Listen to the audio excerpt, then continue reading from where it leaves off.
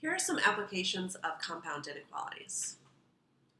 So our first should look a little bit familiar. We have done a question like this before, but we're just taking it up a notch because on this one, we're saying her final score, her final average, needs to be between two scores. So this is where that compound inequality is going to come in. So remember that when we're averaging, we're going to add up how many scores, how to add up the scores and divide by how many scores there are. Now, they also threw a trick in here. It says her final exam is worth 3 test scores. So if it's worth 3 test scores, I actually have 1, 2, 3, 4, plus another 3 test scores. So I have 7 total test scores.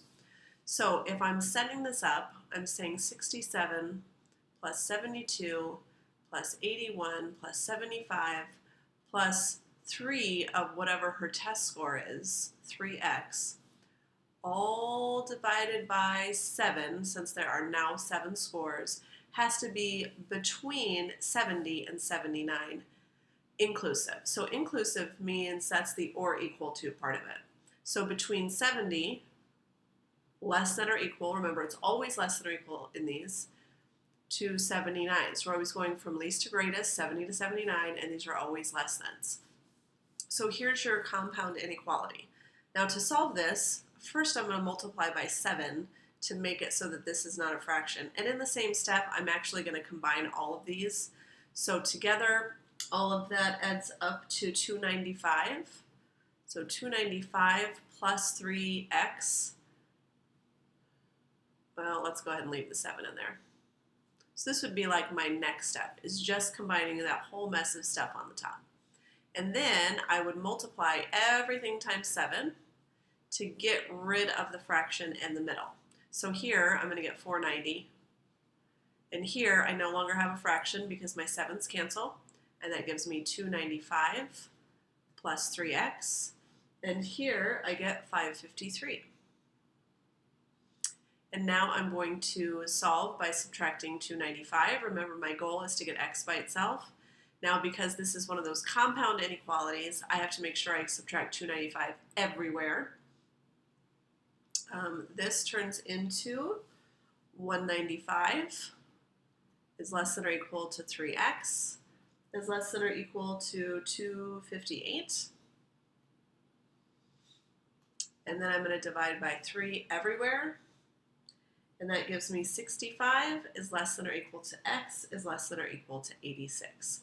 So it says, what range of scores can Jenny receive on the final exam and earn a C in the course?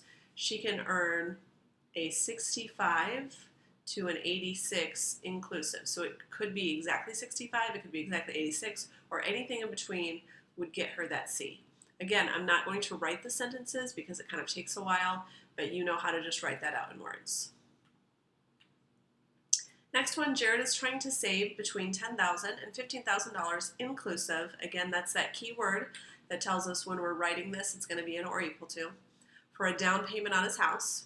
He currently has $5,000 in his savings, and he's going to put $500 into savings every month. We want to know how many months is it going to take to get $10,000 or $15,000. So first, let's think about Jared's money. Right now, he has $5,000. And every month, this per month, whenever we see a per something, we know that's going to be a multiplication. So 500 per month would be 500 times x if x is the number of months. And isn't that what we're trying to solve for, is how many months? So this is Jared's money. So Jared's money has to be between 10,000 and 15,000 inclusive. So I'm going to put 10,000 here. It's less than or equal to, and then is less than or equal to 15,000. So it's between those two values. Now to solve, again, I'm starting in the middle. When it has the x, I'm going to undo that plus 5,000 or positive 5,000 by subtracting it everywhere. That's going to give me 5,000 here, 500x in the middle because these cancel out, and over here I have 10,000. And now I'm just going to divide. So I'm going to divide this by 500, but if I do it there, I do it in all 3 places. So over here I get 10, and over here I get 20. So how many months will it take Jared to save the money if he's saving $500 per month? between 10 and 20 months inclusive. So again, I'm not going to write the sentence. Try this one on your own, see how you do. So the normal level of thyroid-stimulating hormone, TSH, for adults ranges from 0.4 to 4.8 microunits per milliliter inclusive. So again, inclusive, key word there. Let X represent the amount of TSH measured in microunits per millimeter. The first thing they want us to do is write an inequality representing the normal range. So normal range, they've already told us, is between those two values inclusive. So that's going to look like 0.4 is less than or equal to X is less than or equal to 4.8, just like that. Now, the tricky part is now they want me to write a compound inequality that represents the abnormal. So I know if I were looking at a number line, and this was my 0.4, and this was my 4.8, all of this is normal, okay? Which means this is abnormal, this is too low, and this is abnormal, this is too high.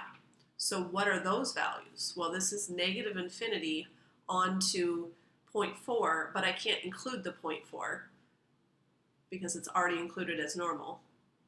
So I'm going to say negative infinity to 0.4 union,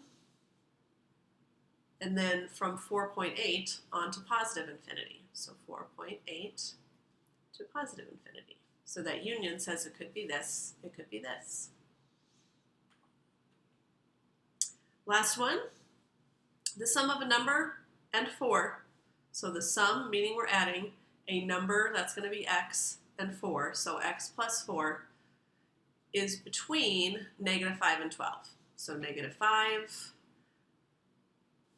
and 12.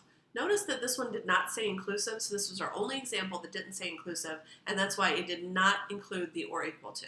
So it says it's between, it doesn't say it can equal. So now I'm just going to solve by subtracting 4 everywhere, and that gives me negative 9 is less than x is less than 8. Find all such numbers, all of the numbers between negative 9 and 8 is your solution.